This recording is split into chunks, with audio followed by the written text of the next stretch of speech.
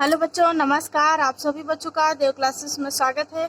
आज हम आपको क्लास 12th की केमिस्ट्री के बारे में बताएंगे। इसके हम फर्स्ट लेसन की वीडियो आपको पहले बता चुके हैं। आज हम सेकंड लेसन के बारे में बताएंगे। सभी बच्चे अभी तक जो बच्चे वीडियो सब्सक्राइब नहीं किए हैं तो कर दें और लाइक करें और ज़्यादा से ज़्यादा अपने दोस्तों को शेयर करें ताकि सभी बच्चे इस वीडियो का लाभ उठा सकें, क्योंकि इस समय कोरोना महामारी को देखते हुए आप के विद्यालय बंद है और घर पर ही पढ़ाई करें। ऑनलाइन स्टडी जारी रखें अपनी। और अगर किसी को नोट्स चाहिए तो नोट्स के लिए संपर्क कर सकते हैं। ये नंबर लिखे हुए हैं हमारे 8076317021 या फिर 9919425442। इन दोनों नंबरों में से किसी भी नंबर में संपर्क कर सकते हैं। हमारे यहाँ 9th से लेकर के 12th तक की क्लासें चलती हैं। चलिए देखते हैं आज का सब्जेक्ट हमारा दूसरा लेसन, केमिस्ट्री का दूसरा लेसन क्या है। ये दूसरा लेसन बिलियन नाम है, सॉल्यूशन उसका है। ये दूसरा पार्ट है। पहले पार्ट में हमने बिलियन के सारे पार्ट्स जो होते हैं, कौन कौन से बिलियन होते हैं, उनके बारे में बता दिया है। अब इसमें पूछ रहा है परासरण दाब के नियम। क्या है? परासरण दाब के नियम। कौन कौन से नियम है देखेंगे। पहला नियम है बॉयल वांट ऑफ नियम। क्या है? बॉयल वांट ऑफ नियम। इसमें क्या है? इस नियम के अनुसार स्थिर ताप पर किसी विलयन का परासरण दाब, यानी स्थिर ताप पर किसी भी विलयन का परासरण दाब P होता है और विलयन की सांद्रता C के समानुपाती होता है। स्थिर ताप बराबर क्या होता है? सूत्र विलेय के मोल बटे विलयन का आयतन, यानी स्थिर आयतन जो होता है उसका विलेय का मोल बटे आयतन होता है। P समानुपाती C, तो हो जाएगा P बराबर KC। यदि विलेय का 1 मोल V लीटर में उपस्थित हो तब क्या होगा? P बराबर 1/V। तो यहाँ पे हो जाएगा PV बराबर K। K होता है स्थिरांक। क्या होता है? K स्थिरांक। और यहाँ पे जहाँ N विलेय का भार है, क्या हो जाएगा यहाँ पे? N बराबर विलेय का भार यानी वेट ग्राम में और विलेय का अणुभार, तो N बराबर क्या हो जाएगा? W/M। क्या हो गया? सूत्र आपके सवाल में अभी काम आएंगे। सवाल हम आपको बोर्ड के माध्यम से बताएंगे। P बराबर इसका सूत्र होता है W/M ST या फिर P बराबर W/M VST, या फिर इस तरह दूसरा है P बराबर CST। क्या है? CST। दूसरा नियम है चार्ल्स वान हॉफ नियम। चार्ल्स वान हॉफ का नियम क्या है? इस नियम के अनुसार स्थिर सांद्रता पर किसी विलयन का परासरण दाब P और विलयन के परम ताप, विलयन का जो परम ताप होता है उसको T से व्यक्त करते हैं। विलयन का परम ताप T के समानुपाती होता है। तो परासरण दाब होता है P और परम ताप T के समानुपाती होता है। तो P समानुपाती T हो जाएगा, जहाँ पे P बराबर KT, यानी K क्या है? अन्य स्थिरांक, यानी K स्थिरांक है। अगला यहाँ पे समपरासरी विलयन। क्या है? समपरासरी विलयन ऐसे विलयन जो समान ताप पर, समपरासरी से आ जाता है समान ताप, ऐसे विलयन जो समान ताप पर समान परासरण दाब रखते हैं समपरासरी विलयन कहते हैं। अर्थात समपरासरी विलयनों के लिए क्या सूत्र होता है? T1 बराबर T2 या फिर P1 बराबर P2। यहाँ पे वान हॉफ समीकरण के अनुसार देखेंगे। वान हॉफ के अनुसार P बराबर CST, P1 बराबर P2 तथा T1 बराबर T2। तब हम समपरासरी विलयनों के लिए ये वान हॉफ नियम के अनुसार है जो सूत्र बनाया गया है। अब हम इसका देखेंगे समपरासरी विलयनों के लिए कैसे करेंगे। C1 बराबर C2 या फिर हो जाएगा यहाँ पे N1/V1 बराबर N2/V2। इसी प्रकार से W1/M1V1 बराबर W2/M2V2। अगली हेडिंग है हमारे समदाबी विलयन। क्या है? समदाबी विलयन ऐसे विलयन जो समान ताप पर समान, ऐसे विलयन, समदाबी का मतलब है समान दाब, ऐसे विलयन जो समान ताप पर समान वाष्प दाब प्रदर्शित करते हैं। समदाबी से ही आ जाता है। समान ताप पर समान वाष्प दाब प्रदर्शित करते हैं तो वह समदाबी विलयन कहलाते हैं। समान वाष्प दाब रखने के कारण ही समदाबी विलयनों को अर्धपारगम झिल्ली द्वारा पृथक करने के बाद परासरण नहीं होता है। यानी जो समदाबी विलयन होते हैं उनको अर्धपारगम पारगम झिल्ली के द्वारा अलग करने के बाद उन पर परासरण नहीं होता है। अतः समदाबी विलयन क्या होते हैं? समपरासरी भी होते हैं। अगला प्रश्न है, अगली हेडिंग है अति परासरी और अल्प परासरी विलयन। अति का मतलब देखिए, समान ताप पर दो विलयनों से अधिक परासरण दाब, समान ताप पर दो विलयनों से अधिक परासरण दाब रखता है वह विलयन अति परासरी विलयन होता है। और कम परासरण दाब वाला विलयन अल्प परासरी। नहीं, अल्प का मतलब कम, अति का मतलब अधिक। जहाँ अति हो वो अधिक परासरण दाब रखने वाला विलयन होगा, और जहाँ कम हो वह अल्प परासरी विलयन कहलाता है। और एक ही विलय के विलयन में अति परासरी विलयन का सांद्रण अल्प परासरी विलयन के सांद्रण से अधिक होता है। अगला है राउल्ट का नियम। राउल्ट का नियम क्या है? वाष्प दाब में अपेक्षिक अवनमन, वाष्प दाब में अपेक्षिक अवनमन विलय के मोलर प्रभाज के बराबर होता है। किसके बराबर होता है? मोलर प्रभाज के। इस नियम को निम्न प्रकार से व्यक्त कर सकते हैं, जैसे कि वाष्प दाब में अपेक्षिक अवनमन विलयन में उपस्थित, अपेक्षिक अवनमन विलयन में उपस्थित विलय के अणुओं की संख्या तथा विलयन में पूर्ण अणुओं की संख्या के अनुपात के बराबर होता है। किसके बराबर? अपेक्षिक अवनमन विलयन में उपस्थित जो विलय के अणुओं की संख्या होती है और विलयन में पूर्ण अणुओं की संख्या के अनुपात के बराबर होता है। यदि विलयन में विलय अणुओं की संख्या n है, स्मॉल n, और विलायक अणुओं की संख्या कैपिटल N हो, तो वहां पे मोलर प्रभाज का सूत्र क्या होगा? n बटे small n plus capital N। यदि किसी विलायक का वाष्प दाब P0 है और विलयन का वाष्प दाब PS हो, तो वाष्प दाब में अवनमन बराबर क्या होगा? P0 minus PS। वाष्प दाब का अपेक्षिक अवनमन बराबर होता है, इसका सूत्र है P0 माइनस PS बटे P0। राउल्ट के नियम के अनुसार ये सूत्र दिया गया है। राउल्ट के नियम के अनुसार कई सारे सवाल आपके पूछे जाते हैं, अभी हम आपको बोर्ड के माध्यम से बताएंगे। तो ये सूत्र जो भी जितने भी नियम है ये जरूर पूछे जाते हैं, इनके सूत्र जरूर ध्यान से याद रखिएगा।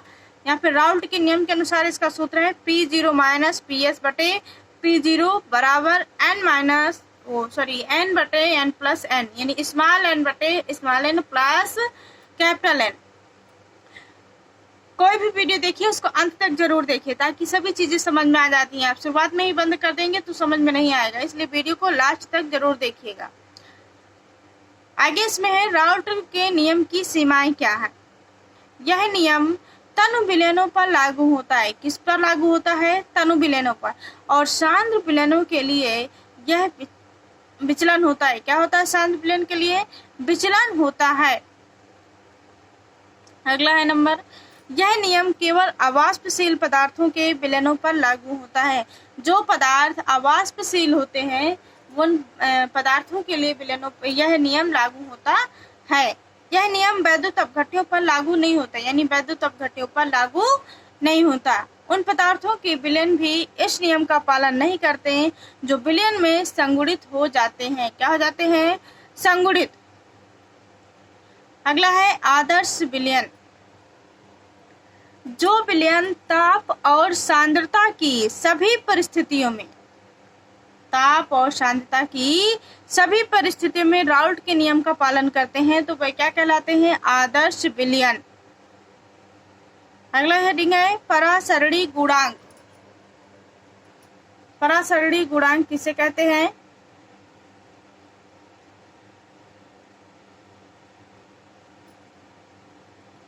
परासरणी गुणांक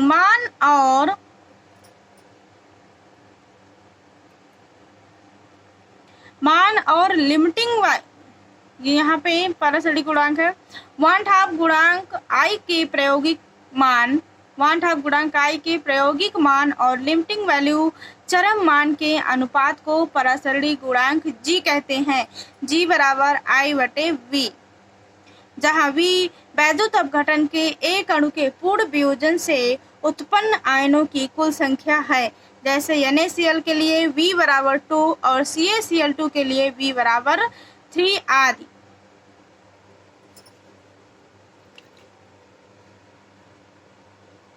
अगला है झिल्ली द्वारा अलग प्रतिपरासरण। हेडिंग क्या है? प्रतिपरासरण। विलायक और विलयन को अर्धपारगम झिल्ली द्वारा विलायक और विलयन को अर्धपारगम झिल्ली द्वारा अलग कर विलयन पर अधिक दाब लगाकर, जब अधिक दाब लगाकर विलायक के अणुओं का विलयन से विलायक की ओर जाना प्रतिपरासरण कहलाता है। जाना क्या कहलाएगा? प्रतिपरासरण। विलायक और विलयन को अर्धपारगम झिल्ली द्वारा अलग करके, विलायक को अलग और विलयन को अलग करके अर्धपारगम झिल्ली के द्वारा जब विलयन में अधिक दाब लगाया जाता है तब विलायक के अणु विलयन से विलायक की ओर, विलयन से विलायक की ओर जाना प्रतिपरासरण कहलाता है। जैसे उपयोग इसके क्या है? प्रतिपरासरण के, इसका उपयोग समुद्री पानी से पीने योग्य बनाने में किया जाता है। पेयजल के शोधन में इस सिद्धांत पर वाटर प्यूरिफायर कार्य करता है। क्या करता है? वाटर को प्यूरिफायर का कार्य करता है। अब है अगला मोलल उन्नयन स्थिरांक। क्या है? मोलल उन्नयन स्थिरांक। किसी विलायक के 1000 ग्राम में यदि किसी विद्युत अपघट्य का 1 ग्राम अणुभार घुला हो तो उसके क्वथनांक में जो उन्नयन होता है उस विलायक का मोलल उन्नयन स्थिरांक कहलाता है। इसे किससे व्यक्त करते हैं? के 1000 या केबी से प्रदर्शित करते हैं। यानी जहाँ पे 1000 ग्राम हो वह प्रदर्शित किससे करेंगे? के 1000 या फिर केबी से प्रदर्शित करते हैं। अगला है मोलल अवनमन स्थिरांक। क्या है? मोलल अवनमन स्थिरांक। जब किसी विलेय का 1 ग्राम अणुभार विलायक के 1000 ग्राम में घुला हुआ होता है तो विलायक के हिमांक में अवनमन को मोलल अवनमन स्थिरांक कहते हैं। जब किसी भी विलेय का, यानी किसी भी विलेय को 1 ग्राम अणुभार विलायक में यानी 1000 ग्राम में घोला जाता है तो विलायक के हिमांक में अवनमन को मोलल अवनमन स्थिरांक कहते हैं। मोलल उन्नयन स्थिरांक अभी हमने ऊपर बताया है तो उसमें डेफिनेशन बस बताइए, हमें सूत्र सहित है। किसी अवाष्पशील पदार्थ के 1 ग्राम अणु को 1000 ग्राम विलायक में घोलने पर हुए क्वथनांक के उन्नयन को मोलल उन्नयन स्थिरांक कहते हैं। क्वथनांक उन्नयन सूत्र से क्या होता है? डेल्टा टी बी बराबर 1000 गुणे के बी गुणे डब्ल्यू बटे एम गुणे डब्ल्यू। तो क्या हो जाएगा यहाँ पे? डेल्टा टी बी बराबर के बी गुणे 1000 गुणे डब्ल्यू बटे एम गुणे वी। इसका सूत्र होगा डेल्टा टी बी बराबर के बी बटे एम गुणे एम। यानी क्वथनांक उन्नयन बराबर मोलल उन्नयन स्थिरांक। क्वथनांक उन्नयन होता है टीबी और मोलल उन्नयन स्थिरांक होता है केबी और मोललता होती है एम। तो यानी क्वथनांक उन्नयन बराबर मोलल उन्नयन स्थिरांक और गुणे मोललता। अगला है क्वथनांक उन्नयन। विलयन और विलायक के क्वथनांक के अंतर को क्वथनांक उन्नयन कहते हैं। यानी विलयन और विलायक के क्वथनांक में जो अंतर होता है उसको क्वथनांक उन्नयन कहते हैं। जैसे कि डेल्टा टी बी बराबर T S minus T two होता है, T0 होता है तो टी बी क्या है? क्वथनांक उन्नयन। टी एस विलयन का क्वथनांक और T0 विलायक का क्वथनांक होता है। क्वथनांक उन्नयन सूत्र से क्या होगा यहाँ पे? 1000 गुणे के बी गुणे डब्ल्यू बटे एम गुणे डब्ल्यू। अभी हमने आपको ऊपर ही सूत्र बताया उसी के अनुसार बनेगा के बी गुणे एम। तो यहाँ देगा क्वथनांक उन्नयन बराबर के बी गुणे मोललता। अगली है आणविक अवनमन स्थिरांक। क्या हेडिंग है? आणविक अवनमन स्थिरांक। डेल्टा टी बराबर 100 के डब्ल्यू बटे एम डब्ल्यू। जो जहाँ पे ये आपस में एम डब्ल्यू लिखे होते हैं, बिंदी रखी होती है, इसका मतलब होता है गुणा। जहाँ पे कोई चिन्ह ना लगा हो, आपस में रखे हो, वहाँ का मतलब हो जाता है गुणा करना। जैसे एम का मान रखेंगे और डब्ल्यू का मान तो बीच में गुणा का चिन्ह लगाएं।